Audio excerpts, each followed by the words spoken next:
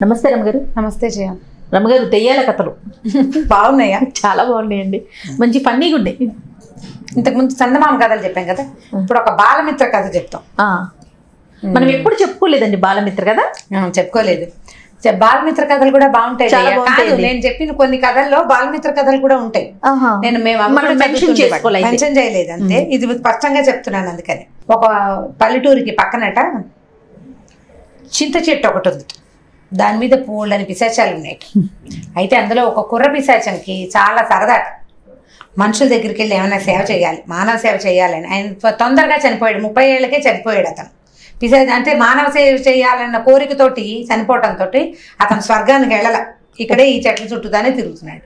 అయితే వాళ్ళకు ఒక కింగ్ ఉంటాడు, దెయ్యాల కింగ్, పిశాచాల కింగ్. ఆ కింగ్ దగ్గరికి వెళ్ళి అతను ఏం చెప్పాడంటే, నాకు మానవ సేవ చేయాలని ఉంది అంటే, చేయరా, నీకు అభ్యంతరం ఏముంది, అవసరమైనప్పుడు నీ రూపాన్ని చూపించు, లేనప్పుడు మామూలుగా సేవ చేసుకుంటూ ఉండు అని చెప్పాడు. అని చెప్పి, నీకు బాగా వైద్యం వచ్చు కదా, వైద్య వృత్తిలో ఉండగానే పోయావు, వైద్యం చేసుకో చక్కగా అని చెప్పాడు. సరే, ఇతను ఏం చేశాడు, మనుషుల రూపంలోనే మా ఇష్టారాజ్య రూపాన్ని ధరించగలుగుతాయి కదా పిశాచాలు.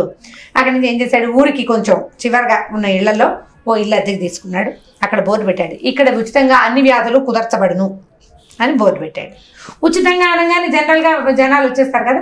ఓ రోజు బోర్డు మంది వచ్చారు. వస్తే ఏం చేశాడు, బయటకు వచ్చి అందరినీ లైన్లో కూర్చోండి, ఒక్కొక్కళ్ళు 2 అన్నాడు. సరే, ఒకళ్ళు లోపలికి వచ్చాడు. వచ్చి చాలా తుమ్ములండి, విపరీతమైన జలుబు, ఇచికి తుమ్ముతూనే ఉన్నాడు. తుమ్ముతుంటే ఇతనే ఉన్నాడు, మన పిశాచ డాక్టర్ గారు, ఏముంది నువ్వేం చేస్తావంటే, ఇంటికి వెళ్ళిపో, కొంచెం తేలిగ్గా తిని చెరువులో మునుగు, గంట పాటు నువ్వు చెరువులోనే ఉండాలి అన్నాడు. అనేసరికల్ అదేమిటి చెరువా, అసలే నాకు జలుబు, ఇంత తుమ్ములు వస్తుంటే నేను చెరువులో మునిగితే ఎలాగా, చెరువులో నేను మునగనన్నట, చెరువులో మునిగితేనే నీ జబ్బు తగ్గుతుంది అన్నాడు అతను. వీడిని ఒప్పుకోవాలి, ఇంకా జలుబుతోటి నేను చెరువులోకి ఎలా వెళ్తానండి, ఇంత జలుబు వెళ్ళకూడదు, అసలు నీళ్లు తగిలితే నాకు తుమ్ములు ఎక్కువైపోతాయి అంటే, ఈ పిశాచి డాక్టర్ ఒళ్ళు మండిపోయింది. తన ఒరిజినల్ రూపం చూపించాడు. నేను చెప్పిన వైద్యం చెప్పినట్టు చేయకపోయేవా రక్తం తాగుతాను నీది, చెప్పినట్టు చెయ్యి, చెరులో మునగాలి నువ్వు, దాంతో నీ జబ్బు కుదురుతుంది, వెళ్ళిపో అని పంపించేశాడు. ఇంకోటి వచ్చాడు, రెండోవాడు. వాడు కాలు కొంచెం ఏదో కుంటే ఏమైంది, కాలు లిగమెంట్ టేర్ లాంటిది ఏదో లేదా ఎముకలంటే కొద్దిగా విరిగి పక్కకు పోయింది. అయితే ఏమైంది, అక్కడ ఊళ్ళో ఉన్న వైద్యుడి దగ్గరికి వెళ్ళాడు. ఇంతకు ముందు వచ్చిన జలుబు ఆయన కూడా ఊళ్ళో ఎంతమంది వైద్యులను ఉద్ధరించాడు, ఎక్కడా కుదరలేదు ఆయన రోగం. ఇక్కడికి వచ్చాడు ఉచితంగా అయినా చూద్దామని. ఈ కాలు వాడికి ఏమిటంటే సమస్య, కొంచెం ఎముక పక్కకి తప్పింది, దాన్ని సెట్ చేయడానికి ఊళ్ళో ఉన్న వైద్యుడి దగ్గరికి వెళ్తే ఆయన ఒక 500 రూపాయలు పెట్టుకోమన్నాడు.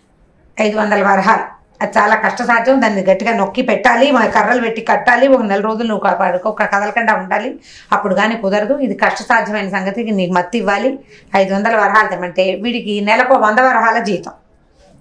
500 ఎక్కడి నుంచి తెస్తాడు, దాంతో వీడు సర్దుకున్నాడు. అందుకని అలాగే ఒక చంకల కింద ఒక కర్ర పెట్టుకుని చంకర్రలతో తిరుగుతుంటారుగా, అటగే కుండుకుంటూ టుక్కుటుక్కని తిరుగుతున్నాడు.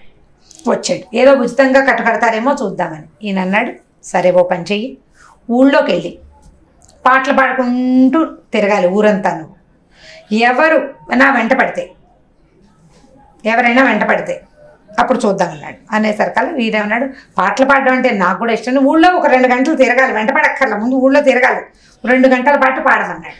అనేసరిగా పాటలు పాడడం నాకు కూడా ఇష్టమేనండి, నేను ఇదివరకు పాటలు పాడుతూ తిరుగుతుంటేనే మా చుట్టుపక్కల వాళ్ళంతా నన్ను పాట ఆపమనేవాళ్ళు, నేను ఆపట్లేదని కొట్టారు, ఆ సందట్లోనే నా కాలు విరిగిందండి, వైద్యం చేసుకుందామంటే 500 తెమ్మన్నారు, నా వల్ల కాదండి, పాట పాడితే జనాలు ఊరుకోరండి అన్నాడు. వెంటనే ఈయనేం చెప్పంటే, నువ్వు పాట పాడాల్సిందే, ఎవరైనా నీ వెంబడపడితే పరిగెత్తుకుంటూ వెళ్ళిపో, దొరకద్దు, కానీ పాట మాత్రం ఆపకూడదు, 2 గంటల పాటు నువ్వు పాట పాడాలన్నాడు. వాడు ఒప్పుకోలేదు. పాట పాడితే ఓసారి కాలు విరిగింది స్వామి, ఈసారి పాడితే ఏం విరుగుతుందో, నన్నే పోగొడతారో ఏమిటో అంటే, ఈ వెంటనే తన నిజ స్వరూపం చూపించాడు. చూపించి, నువ్వు పాడితేనే నీకు తగ్గుతుంది, లేకపోతే తగ్గదు, నువ్వు కాదన్నావా మీ ఇంటికి వచ్చి రాత్రి నీ రక్తం తాగుతాను నేను, వెళ్ళిపోమని పంపించేశాడు. అయింది. అక్కడి నుంచి ఇక 3వ వాడు వచ్చాడు లోపలికి. 3వ వాడు విపరీతమైన కడుపులో నొప్పెట, ఆహారం పోవటంలో తీపన్నది లేదు ఆయన బతుక్కి, పిచ్చి కడుపులో నిప్పండి. ఎంతమంది వైద్యులను చూశాను, ఎన్ని మందులు తిన్నాను బాబు, తిని విసుగు పుట్టిందండి అంటే, సరే ఓ పని చెయ్యి, ఊళ్ళో మిఠాయి అంగళ్ళకి ఒక రోడ్డు ఉంది, ఆ ఊళ్ళో 4-5 అంగళ్ళల్లో మిఠాయి తినేసే, ఎవరికి డబ్బులు ఇవ్వద్దు, పారిపో. మొదట మిఠాయి కొట్టడం 5-6 మిఠాయిలు తినేసి పరిగెత్తుకుంటూ వెళ్ళిపో, దొరకద్దు, వాళ్ళు కొట్టడానికి వస్తారు, పారిపో. అక్కడి నుంచి ఇంకో మిఠాయి కొట్లో 4-5 కొట్లల్లో నువ్వు దొంగతనం చేస్తే నీ కడుపులో నొప్పి తగ్గుతుంది అన్నాడు. అనేసరికల్లా బాబు అసలు ఆహారమే పోదండి నాకు, ఇదేమిటండి ఇలా చెప్తున్నారంటే ఆయనకి పిశాచ డాక్టర్ గారు ఒరిజినల్ రూపం చూపించాడు. చూపించి ఇప్పుడు నువ్వు చెయ్యకపోతే కుదరదు. పోయాడు ఈయన బయటికి వెళ్ళాక ఇంకోటి వెళ్ళబోతుంటే, ఒరి నాయన వీడి సంగతి నీకు తెలీదు, నాకు కడుపులో నొప్పి అయితే కొట్లలోకి వెళ్ళి తీపి తినమంటున్నాడు రా, వీడు మనిషి కాదు పిశాచం అనగానే మొత్తం గుంపంతా పారిపోయారు వాడు. ఈ పిశాచి డాక్టర్ గారు బయటకు వచ్చి చూసుకున్నాడు, ఎవడూ లేడు. ఈ లోపల ఏమైంది, మొదట వైద్యానికి వచ్చాడు చూడు వాడు, చెరువులో ఉండమన్న ఆయన ఏం చేశాడు, ఇంటికి వెళ్ళి కాస్త అంత చారణం తిని చెరువులోకి వెళ్ళాడు. చెరువులోకి వెళ్ళేసరికి తుమ్ములు వచ్చేసినాయి. ఈ చెరువులో ఉన్నవాళ్ళు, ఆ చెరువు దగ్గర ఉన్న వాళ్ళు, ఊరిని మొహమండ ఈ తుమ్ములతోటి చెరువు అంతా పాడు చేస్తున్నావు, నీ వల్ల నీ జబ్బులు మాకు కూడా అంటే బయటికి రా అంటే వీడు వాళ్ళకి అంతకంటే 2 గంటలు ఉండమన్నాడు కదా, 1 గంట 2 గంటలు ఉండాలి చెరువులో. వాళ్ళకి అంతకంటే ఇంకా వెనక్కి వెళ్ళిపోతూ ఆ చెరువులో మునుగుతూ తేలుతూ ఈదుకుంటూ చెరువులోనే ఉన్నాడు. ఉండి 1 గంటన్నర 2 గంటలు అయ్యాక బయటకు వచ్చాడు. అప్పటిదాకా గట్టు మీద కూర్చున్న ఒక ముసలాయన, ఒరే నువ్వు తుమ్మట్లేదురా అన్నాడు. అప్పుడు ఈ తుమ్ములు ఆయనకి తెలిసింది, తను 2 గంటలు నీళ్లలో నానేసరికి సంవత్సరాల తరబడి వేధిస్తున్న తుమ్ముల జబ్బు వదిలిపోయింది. బయటికి తుమ్ములు లేవు, ఇంకా జలుబు తగ్గిపోయింది. ఇంటికి వెళ్ళాడు, శుభ్రంగా మధ్యాహ్నం తిన్నాడు, హాయిగా ఉన్నాడు. అక్కడి నుంచి రెండో వాడిని ఏం చేయమన్నాడు, రోడ్డు మీదకి వెళ్ళి పాట పాడమన్నాడు కదా, వీడు పాట పాడడం మొదలుపెట్టాడు. జనాలు వెంబడబడ్డారు. అయినా సరే వీడు పరిగెత్తడం మొదలుపెట్టాడు. మొదటి టిక్కు పరిగెత్తాడు, తర్వాత ఎలాగో మొత్తానికి పరిగెత్తేస్తున్నాడు. ఆ వీధులు ఈ వీధులు అన్నీ తిరిగాడు. ఒక 2 గంటలు గడిచిన తర్వాత ఒక చుట్టాలు ఆయన కనపడి, ఏమిట్రా నీకు పక్కన కాలు నిప్పి, కాలేమో విరిగిన వాడివి, రోడ్ల మీద పడి తిరుగుతున్నావు ఏమిట్రా, ఇందాక ఎగువ వీధిలో కనిపించావు, ఇప్పుడు దిగువ వీధిలో కనపడుతున్నావు, ఆ పరుగేమిట్రా, కర్రేదిరా చంకలోది నీది అన్నాడు.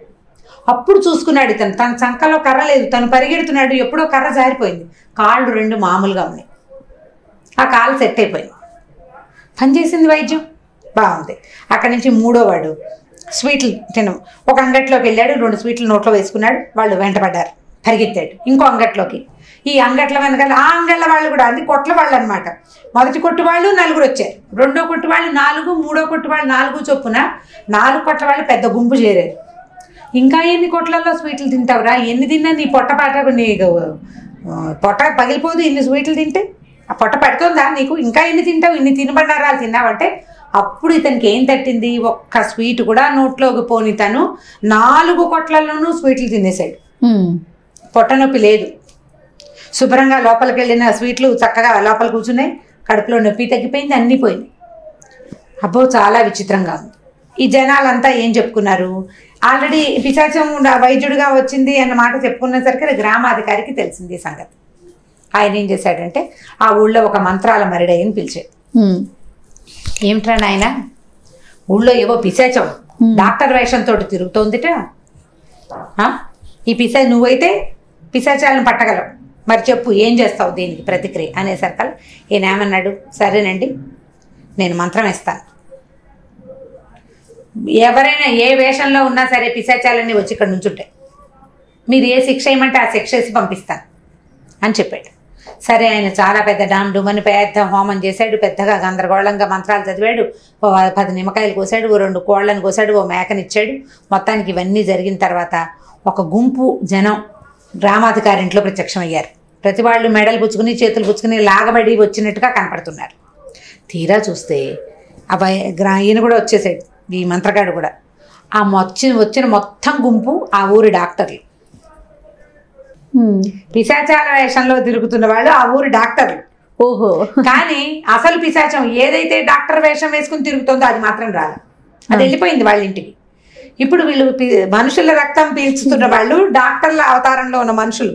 ఈ రామాధికారి అంటే వీళ్ళంతా మనుషులే, వీళ్ళెవరూ చచ్చిపోయిన వాళ్ళు కాదు, ఇదేమిటి ఇలా అయిందంటే మంత్రగాడు అన్నాడు, మీకు అర్థమవుతోందా, పిశాచం నిజంగా వైద్యం చేయటానికే వచ్చింది, అది చెప్పిన 3కి జబ్బులు తగ్గిపోయినాయి, 1 రూపాయి తీసుకోలే. ఆ 3 దగ్గర వీళ్ళందరూ తలా ఒక కొంత తిన్నారు.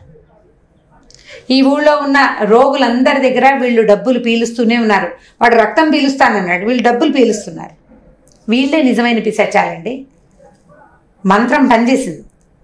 వీళ్ళు మనుషుల రూపంలో ఉన్న పిశాచాలు డాక్టర్లు. రోగుల్ని జలగల్లాగా పిలిచి వాడు జబ్బు తగ్గకూడదు, జబ్బుతో ఉంటూ ఉండాలి వాడు, అప్పుడే కదా మనకు డబ్బులు వస్తాయని ప్రయత్నం చేస్తున్నారు వీళ్ళని అన్నాడు. అనేసరికి వాళ్ళంతా సిగ్గుబడి చాలా తలదించుకున్నారు. ఆ తర్వాత నుంచి ఆ ఊళ్ళో రోగుల సంఖ్య తగ్గిపోయింది. వైద్యులు ఇతరత్ర వ్యాపారాలు కూడా చేసుకునేవాళ్ళు వైద్యంతో పాటు. అంతకుముందు ఏం జరిగింది ఆ ఊరి నిండా, ఎందుకంటే ఇప్పుడు పిశాచి వైద్యుడు బోర్డు పెడితే 100 మంది చేరారు అక్కడ గుంపు ఉచిత వైద్యం కోసం. అంటే ఆ ఊళ్ళో ఎంతమంది రోగులు ఉన్నట్టు. దాంతో ఈ డాక్టర్లందరూ వాళ్ళ పద్ధతులు వాళ్ళు మార్చుకున్నారు. కథ కంచికి మనం ఇంటికి. చాలా బాగుందండి, సరదాగా ఉంది కదా, సరదాగా అనిపిస్తుంది. అంటే ఒక మోరల్ ఉంది ఇందులో. అది రైట్ రమ్మ గారు. ఇంకొక స్టోరీతో మళ్ళీ కలుద్దాం. నమస్తే. నమస్తే. ఈ వీడియో కనుక మీకు నచ్చినట్లయితే లైక్ చేయండి, షేర్ చేయండి. మరిన్ని వీడియోస్ కోసం మా ఛానల్ని సబ్స్క్రైబ్ చేసుకోండి.